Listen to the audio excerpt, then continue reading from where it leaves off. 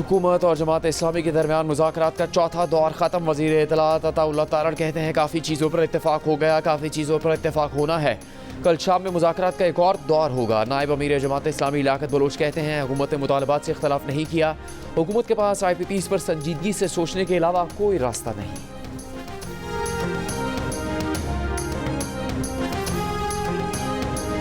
बानी PTI की 9 मई के वाक़यात पर मशरूत माफ़ी मांगने की पेशकश, साथ ही कह दिया माफ़ी उन्हें नहीं बल्कि उनसे मांगनी चाहिए।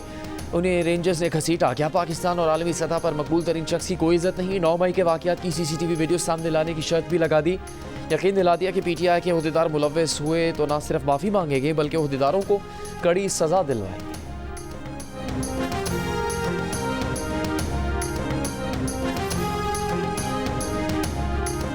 बानी PTI गैर मशरूत माफ़ी मांगे। मुस्लिम लीग नून के सेनेटर तलाल चौधरी का रद्द अमल, कहा सालिया 9 मई का इतराफ़ जुर्म करने वाला अब सबूत मांग रहा है। 9 मई को कोर कमांडर हाउस के बाहर बानी PTI की तीनों बहनें, भांजा और पार्टी रहनुमा मौजूद थे। ये कभी गिरेबान पकड़ते हैं कभी पाँव। सेनेटर इरफान सिद्दीकी ने कहा कि बानी PTI का बयान मायूसी और दरवाजे बंद होने की अलामत है। 1 साल हो गया, बानी PTI ने तमाम कोशिशें की लेकिन नाकाम हुई। वज़ीर इत्तलात अता तारड़ ने कहा कि बानी PTI ने अपना मवाजना शेख मुजीब से किया। जब ढाका में मुजीब के मुजस्मे गिरे तो शेख मुजीब को हीरो कहने वाले बानी PTI की पार्टी ने बयानिया बदल दिया।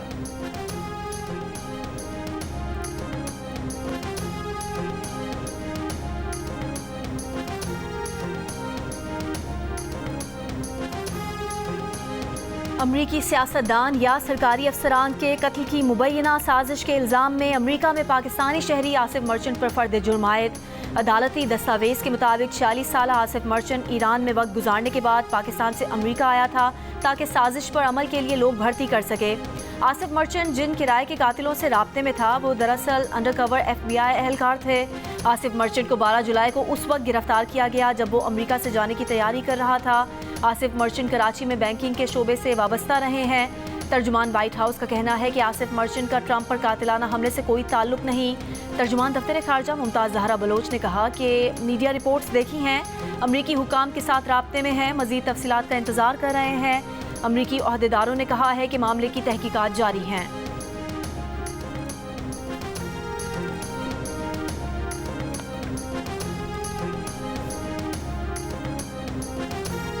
तहरीक इंसाफ ने इलेक्शन एक्ट तरमीमी बिल सुप्रीम कोर्ट में चैलेंज कर दिया। बैरिस्टर गौहर ने आईनी दरखास्त सुप्रीम कोर्ट में दायर की। दरखास्त में इलेक्शन एक्ट तरमीमी बिल को कालादम करार देने की इस्तदा की गई है। तहरीक इंसाफ ने वकील PTI सलमान अकरम राजा के जरिए आर्टिकल 184(3) की दरखास्त सुप्रीम कोर्ट में दायर की। सलमान अकरम राजा ने कहा इलेक्शन कानून में तरमीम PTI का रास्ता रोकने की साजिश है, हर प्लेटफॉर्म पर इस साजिश को नाकाम बनाएंगे।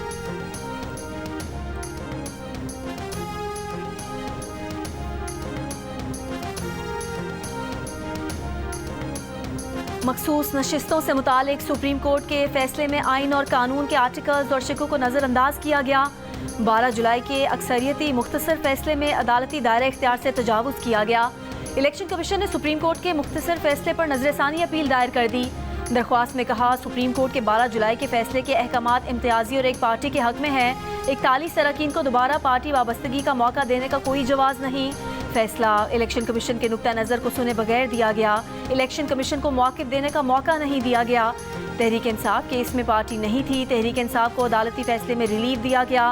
12 जुलाई को सुप्रीम कोर्ट के फैसले में कहा गया था कि तहरीक इंसाफ सियासी जमात थी और है। PTI ख़वातीन और अक़लियती नशिस्तों की हकदार है। इंतखाबी निशान ना मिलने से किसी सियासी जमात का इंतखाबात में हिस्सा लेने का हक ख़त्म नहीं होता।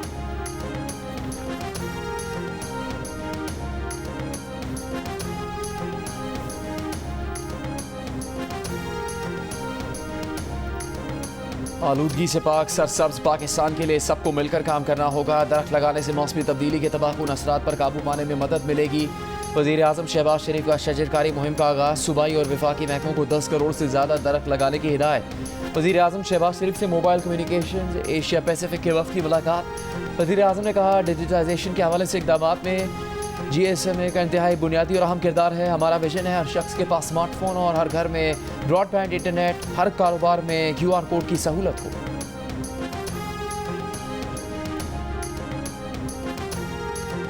वज़ीर आला पंजाब मरीम नवाज की हिदायत पर लाहौर और कसूर के बाद ननकाना में भी फ्री वाईफाई सर्विस का आगाज़। ननकाना में पहले फेज़ में 5 मकामात पर वाईफाई सर्विस शुरू की गई है। वज़ीर आला पंजाब ने कहा कि लाहौर में 50 लाख से ज़ायद शहरी सर्विस से इस्तेफादा कर चुके हैं। सर्विस बहुत जल्द रावलपिंडी, फैसलाबाद और गुजरांवाला में दस्तयाब होगी। साल के आखिर तक 18 शहरों में सेफ सिटी अथॉरिटी कायम कर दी जाएगी।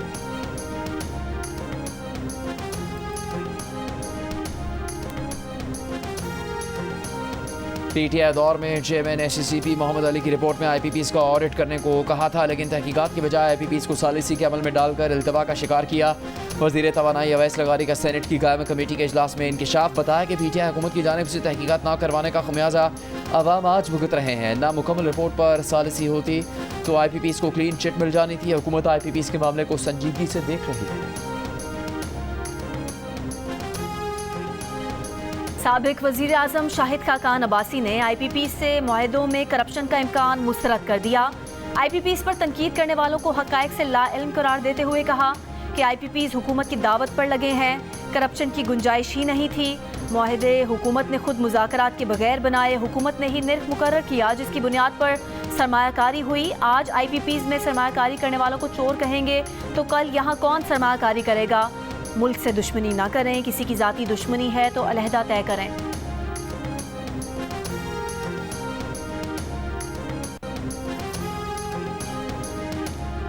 बिजली के बिलों में इजाफी टैक्सेस, तनख्वाहदार तबके पर टैक्स बढ़ाने के खिलाफ जमात इस्लामी का लियाकत बाग में धरना 13वें रोज भी जारी।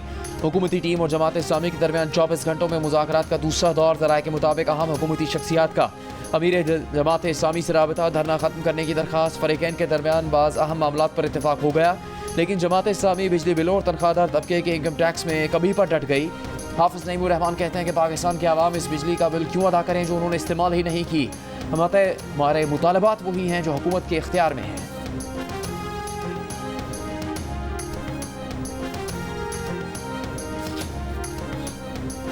बांग्लादेश में मामूलात ज़िंदगी बहाल होने लगे। मुजाहिरीन ने सड़कों की सफाइयाँ भी शुरू कर दी।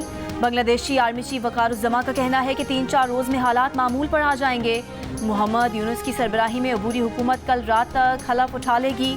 बांग्लादेश के सदर ने गुज़िश्ता रोज़ पार्लियामेंट तहलील कर दी थी। अबूरी हुकूमत का निज़ाम संभालने डॉक्टर मोहम्मद यूनुस पेरिस से ढाका रवाना हो गए। बांग्लादेश की अदालत ने लेबर कानून केस में मोहम्मद यूनुस की 6 माह की सजा भी कलअदम कर दी। एक बयान में डॉक्टर यूनुस ने कहा कि हम वतनों पुरअमन रहिए। मोहम्मद यूनुस का कहना था कि भारत के बांग्लादेश के गलत लोगों के साथ अच्छे ताल्लुकात हैं। भारत को अपनी खारजा पॉलिसी पर नजरसानी करनी चाहिए। ढाका में सेंट्रल बैंक के मुलाजमीन के एहतजाज के बाद 4 डिप्टी गवर्नर्स मुस्ताफ़ी। बदउनवानी के इल्ज़ाम पर बैंक के गवर्नर से भी इस्तीफे का मुतालबा। ढाका में बांग्लादेश नेशनलिस्ट पार्टी की रैली। अपोजिशन रहनुमा खालिदा ज़िया का वर्चुअल खिताब। तलबा मुजाहिरीन की जद्दोजहद को सराहा। इंतकाम की सियासत से दूर रहने, जमहूरी रिवायात बरकरार रखने और बांग्लादेश को दोबारा खुशहाल बनाने के अज़्म का इजहार किया।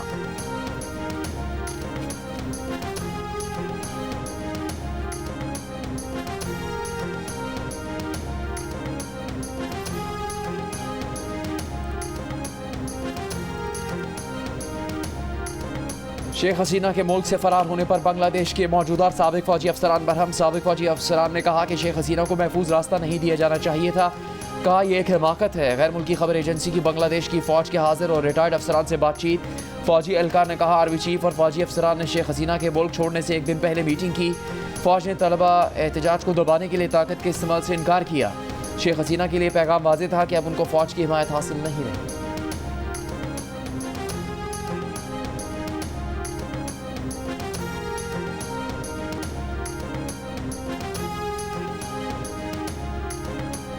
हुकूमत पाकिस्तान और अवाम बांग्लादेशी अवाम के साथ खड़े हैं। बांग्लादेश की सूरत हाल पर हुकूमत पाकिस्तान का पहला बाज़ाब्ता बयान सामने आ गया।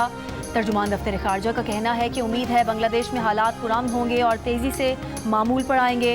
यकीन है बांग्लादेशी अवाम का जज्बा और इत्तेहाद उन्हें हम आहंग मुस्तकबिल की तरफ ले जाएगा। सबकी दुआ और नेक तमन्नाओं का शुक्रिया। मजीद दुआ करें कि मैं फाइनल में भी अच्छा परफॉर्म करूं, पाकिस्तान के लिए मेडल जीत सकूं। ये दरख्वास्त की है पाकिस्तान के हीरो अरशद नदीम ने जियो न्यूज़ से खुसूसी गुफ्तगू में।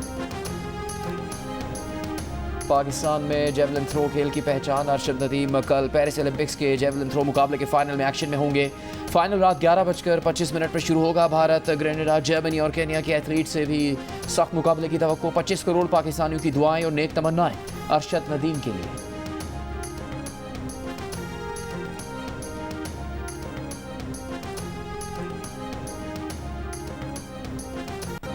लाहौर, इस्लामाबाद, रावलपिंडी, गुजरात, स्वाबी समेत मुल्क के मुख्तलिफ शहरों में बारिश। रावलपिंडी में रेन इमरजेंसी नाफिज। ज़ियारत वशीन किला सैफुल्ला में सैलाबी रैलों से फसलें, बागात और इंफ्रास्ट्रक्चर को नुकसान। पानी घरों और बाजारों में दाखिल हो गया। मुताद्दिद राब्ता सड़कें और पुल बह गए। तूफानी हवाओं से ज़राई सोलर पैनल उखड़ गए। स्टोर के 2 देहात का ज़मीनी राब्ता कट गया। शाराए कराकरम पर गिलगित चिल्ला सेक्शन ट्रैफिक के लिए बंद। दादू में काचू के मुतादिद देहात में सैलाबी पानी कम ना हो सका। गढ़ी खैरों में बेगाड़ी केनाल में 3 रोज़ पहले पड़ने वाला शगाफ अब तक ना भरा जा सका। शहरियों की अपनी मदद आप के तहत शगाफ पुर करने की कोशिश। महकमा मौसमियात के मुताबिक कराची समेत सिंध के साहिली इलाकों में मतला अबर आलूद रहने और हल्की बारिश की पेशगोई।